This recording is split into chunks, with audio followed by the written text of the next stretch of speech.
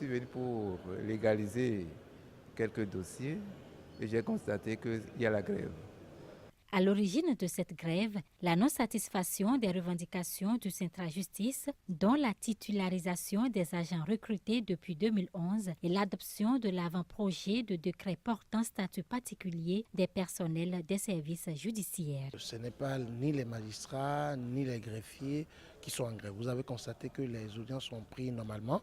C'est un syndicat qui regroupe les agents des greffes et le personnel d'appui de la justice qui est en grève. Et lorsque les citoyens ne peuvent pas se faire délivrer leur casier judiciaire ou leur certificat de nationalité, ça va sans dire que les avocats retrouvent quelques entraves dans l'exercice de leurs fonctions, notamment judiciaires. Autre preuve de l'impact de cette grève sur l'administration judiciaire, les désagréments que cela crée aux avocats obligés de recourir au service des huissiers pour fournir certaines pièces indispensables à leurs audiences. Pas étonnant que Maître Hugues Pognon souhaite la fin de la grève du Centra Justice. Le recours systématique à la grève en matière de justice se pose énormément de problèmes.